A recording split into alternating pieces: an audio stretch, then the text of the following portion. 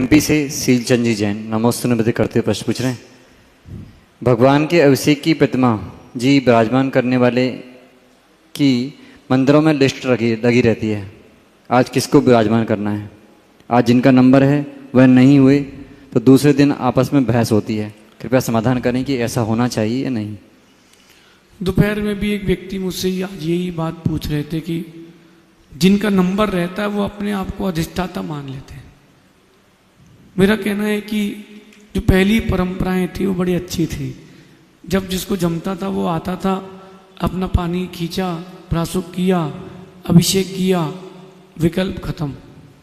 अब क्या हो गया है कि एक ही फिक्स हो गया कि यही व्यक्ति प्रतिदिन करेगा, यही साल भर करेगा, क्योंकि उसने पैसे दे दिए हैं।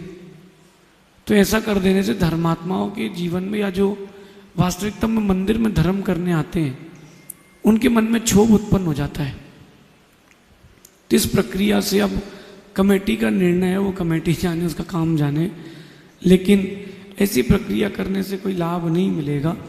जो मंदिर में झगड़ा करते हैं, मंदिर में दूसरों को टोका टाकी करते हैं या मंदिर में किसी के लिए अन्यत्र शब्दावली कह के मन की विशुद्धि घटाते हैं, ऐसे व्यक्ति निधत्ति निकाचित कर्म का बंद करते हैं। अगर प्रति उत्तर देकर के आपने उसके लिए कुछ बोला है तो आपने भी निधत्ति निकाचित कर्म का बंद कर लिया है। देव सास गुरु की सन्निधि में परिणामों में अगर विकृति आई है, नहीं तो निधत्ति निकाचित कर्म का बंद निश्चित है। इसलिए लड़ाई झगड़ा ना करें। कुछ बिंब मंदिर में ऐसे भी रखें, कुछ वक्त ऐसा भी रखें जो बिना बोली वालों के लिए हो, क्योंकि धर्म को पैसे से नहीं तोला जाता, धर्म को तो धर्मात्माओं से ही जोड़ना चाहिए, ऐसा समझ। टीकमगढ़ से प्रियांशु जैन नमोस्तु निवेदित करते हुए प्रश्न पूछ रहे हैं।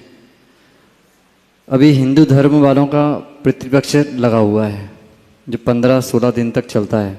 इसमें वह लोग अपने पितरों की आत्माओं की शांति के लिए कौवे या स्वान को भोजन डालते हैं और उन दिनों में कहीं भी जाना आना नहीं होता। कुछ जैन समाज के लोग भी मानते हैं कि मेरे घर आने वाले भी मानते हैं।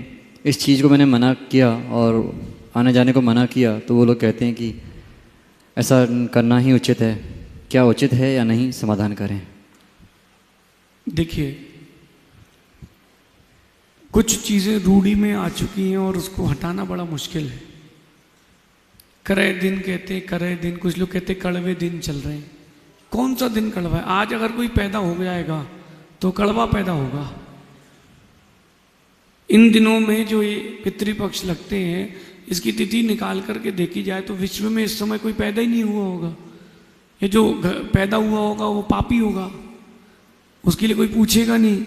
ऐसा नहीं है, ये आपकी बनाई हुई चीज़ें हैं। कई लोग पितरी मानते हैं कि पितरी होते हैं। मेरा प्रश्न एक है, लॉजिकली चीज़ों को समझे ना। गाय को, स्वान को, कौवे को, इनको भोजन करा देने से आपके पितरों का पेट कैसे भरेगा? और बस 15 ही दिन पेट भरोगे, बाकी 340 दिन, 350 दिन शेष उस दिन भूखे रखोगे। और यहाँ खिलाया कौवे को, स्वान को, और ऊपर उनका बेटा पेट कैसे भर जाएगा? और यही कर रहे हैं, रास्ता देख रहे हैं कि तुम खिलाओ। ये सब मिथ्यात्व है, विपरीत रूढ़ियाँ, झूठ है।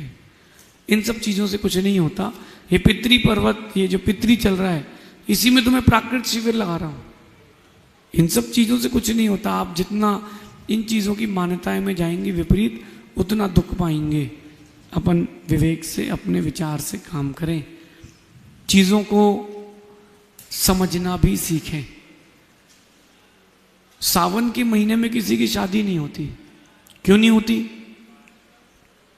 बताएं क्यों नहीं होती?